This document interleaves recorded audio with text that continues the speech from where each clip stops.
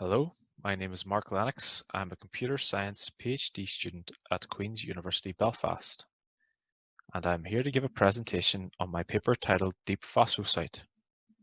In this work, we utilize a transformer model for predicting general and kinase-specific phosphorylation sites within a protein. This presentation will begin with a brief overview of machine learning in omic research. Then we will discuss the motivation and aims of our approach to phosphorylation site modeling. Just like previous examples in the field, our study was driven by the current trends within machine learning and natural language processing. I will later review the materials and methods used, as well as the modeling schemes employed to generate the final representation for each phosphorylation site. TS&E plots will also be used to visualize the correlations between the amino acids in both positive and negative phosphorylation sites. We will also take a closer look at how our model interprets specific phosphorylation sites by visualizing the attention weights within the network. In closing, we will present the results and also consider the future direction of phosphorylation site modeling with the use of transformers. The field of machine learning has revolutionized how biologists model and analyze findings, just as it transformed various other data-driven areas of research. However, new challenges arise concerning simplifying, accelerating, and understanding the main components of these algorithms.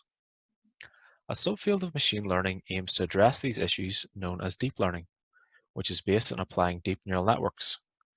Compared with traditional machine learning methods, a deep learning model can extract features of highly complex data with little to no feature engineering. This plot represents the number of publications based on using deep learning within genomics, transcriptomics, and proteomics. We can see that the number of publications is growing exponentially for proteomics, as more deep learning frameworks are being used to predict important protein properties for amino acid sequences. We begin by considering a basic example of how a deep neural network can be used to model the properties of a protein. In this example, variable encoding is used to transform each amino acid into a unique integer.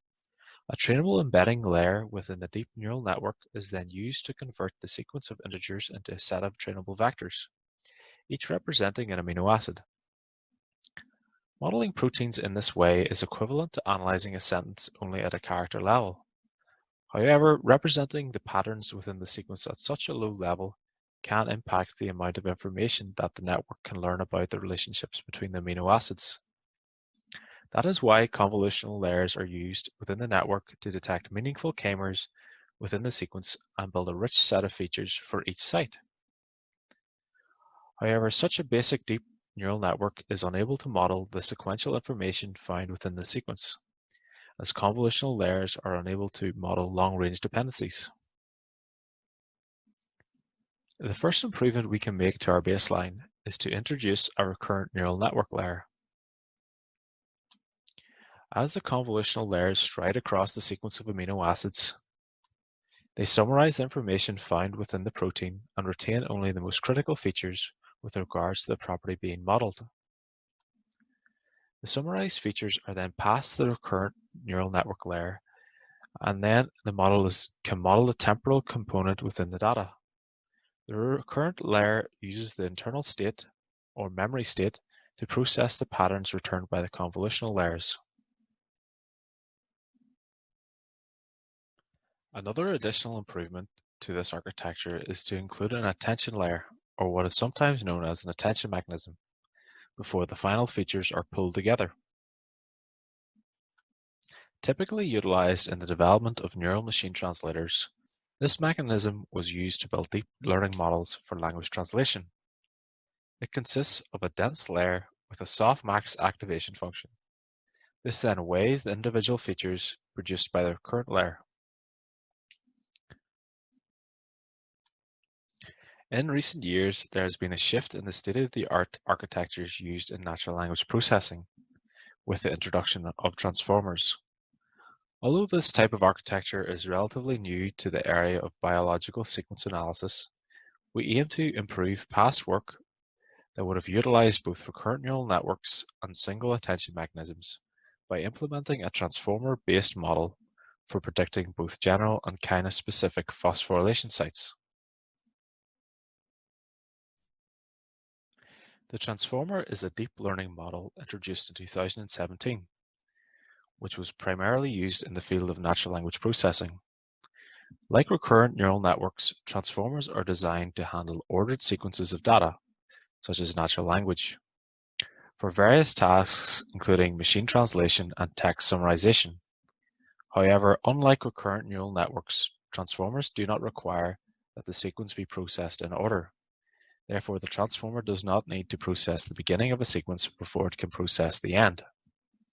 Due to this feature, the transformer allows for much more parallelization than a recurrent neural network during training. Since their introduction, transformers have become the basic building blocks to most state-of-the-art architectures in natural language processing, thereby replacing recurrent neural network models in many cases. Since the transformer architecture can train more rapidly than previous recurrent-style models, it has led to the development of pre-trained systems such as BERT and GPT, which have been trained with vast amounts of general language data. These pre-trained models can then be fine-tuned to specific tasks. This transformer diagram visualizes the original architecture used in the Attention is All You Need paper for neural machine translation. It consists of two main components, a set of encoders chained together and a set of decoders chained together. I will later discuss how we implemented this encoder-style architecture for our deep phosphocyte model. Our aim is to use both a set of convolutional layers and a transformer to model the properties of a protein. In doing so, our approach will be able to detect critical k-mers and accurately model the long-range dependencies within each phosphorylation site. Since we will not be using recurrent neural networks, the outputs of our model can be calculated in parallel, which should therefore reduce the time required for training. The phosphorylation data used in this investigation was based on the original data collected in the DeepPS paper, which was collected from the UniProt database. This data consists of three key types of phosphorylation sites. The kinase-specific phosphorylation data used in this investigation was also based on the original data collected in the DeepPS paper. In both the general and kinase-specific investigations, we used the most recent version of PhosphoSci+ to update the labels from the previous work. For a fair comparison, we will also use a window size of 33 amino acids for all models. And just like previous studies, we will also train a deep learning model for each of the kinase families. This diagram is an overview of the deep neural network we use to model each of the sites. It has been broken down into three key stages. Inspired from past work within the field of protein modeling, we have opted for using an embedding layer along with a stack of convolutional layers. Each convolutional layer is then connected to the previous layer through the use of a residual connection. Such a connection will ease training and should avoid later layers from overfitting to specific patterns within each site. The encodings produced by the convolutional layers within the first stage of the model is then passed to the four-layer transformer. Let us now break down the main components of the second stage of our model. The original embedding represents an amino acid in a d-dimensional space, where amino acids with similar meaning will be closer to each other. However, these embeddings do not encode the relative position of each amino acid in a protein. Since this model does not contain any recurrence, a positional encoding is added to give the model some information about the relative position of each amino acid in the protein. By adding the positional encoding, amino acids will be closer to each other based on their similarity of their meaning and their position within the protein. Once the positional encoding has been applied to the features generated from the convolutional layers, it is then passed through four transformer layers. The basic building blocks of the transformer are scale dot attention units. When the protein is passed into a transformer model, attention weights are calculated between every amino acid simultaneously. The attention layer produces embeddings for every amino acid within that context. It contains information not only about the amino acid itself, but also the weighted combination of other relevant surrounding amino acids by applying the attention weights. Concretely, for each attention unit, the transformer model learns 3 weight matrices, the query, key, and value weights respectively. For each amino acid, the input features are multiplied by each of the 3 weight matrices to produce a key, query, and value vector respectively. Attention weights are then trained by calculating the optimal query and key vectors.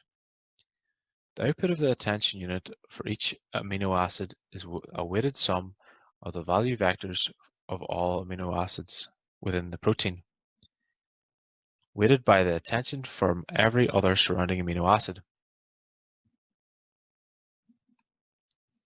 A set of query, key, and value weight matrices is called an attention head, and each layer in the transformer model has multiple of these attention heads. In the deep phosphocyte model, there are 8 in total for each layer. Research has shown that many attention heads in a transformer can encode relevant relations that are transparent to humans. For example, there are attention heads that, for every amino acid, attend to mostly to the next amino acid. Or some attention heads might attend specifically to phosphorylation sites within the protein. Since transformer models have multiple attention heads, they have the possibility of capturing many levels and types of relevance relations, from a surface level up to semantic level. The multiple outputs for the multi-head attention layer are concatenated together and passed through a feed-forward layer. In total, these operations occur 4 times to develop the final encodings for each site. These encodings are then finally passed through a set of fully connected layers to produce a final prediction for each site. Unlike past examples, this model is not trained using binary cross-entropy. Instead, we use focal loss, which penalizes the model for easily classified examples, which would be the majority of the negative sites within our training data. Focal loss was first introduced in a RetinaNet paper, where it was used to train a one-stage detector which improved the overall prediction accuracy as the model focused on harder examples within the training dataset. Focal loss was a beneficial strategy for developing a classifier when the dataset is highly unbalanced. The focal loss contains a gamma parameter which smoothly adjusts the rate at which easily classified examples are downweighted. When gamma is equal to 0, focal loss is equivalent to cross-entropy. We can see that easily classified examples still contribute a lot to the overall loss. However, when the value of gamma is increased, the effect of the modulating factor is likewise increased. The loss downweights well-classified examples and focuses on hard examples. One of the best use cases of focal loss is in its usage in object detection, where the imbalance between the background class and other classes is extremely high. As these examples contribute less to the overall loss, it then allows our model to focus instead on the sites that are more difficult to classify. We then avoid the need to use such strategies as bootstrapping as was utilized in past work. As mentioned, the same training and testing sets were used for all of the methods. A 5-fold cross-validation was performed to evaluate the performance of deep phosphocyte against other deep learning architectures. As you can see, our model outperforms both baselines. Again, for all 5 kinase-specific tasks, we observed an improvement over the original baselines, with our model producing the highest area under the curve scores for each kinase. We produced a set of TS&E plots that visualize the features of our model for both the general and residue-specific sites respectively. For the left figure, we can see that the model moderately separates both types of site. However, there is still a significant overlap between both examples. This is perhaps due to the limited window size used during training and testing, or instead it is due to the model lacking information about the complete protein sequence. This slide considers the weights of all 8 attention heads of our model when we pass the following site through. We can visualize the weights using heat maps. Initially, the heat maps do not reveal any additional information with regards to the critical parts of the site. However, by correlating these weights, we can now begin to see what parts of the sequence actually attend to the site in the middle of the window. These correlations indicate that the right-hand side of the window is more critical to classifying the site. In this paper, we present deep phosphorylation site as a novel method for both general and kinase-specific phosphorylation site prediction. Our approach takes raw sequence data as an input, and without using any other tools to generate features, it can produce a prediction for a given site, and outperforms other well-known tools on benchmark datasets.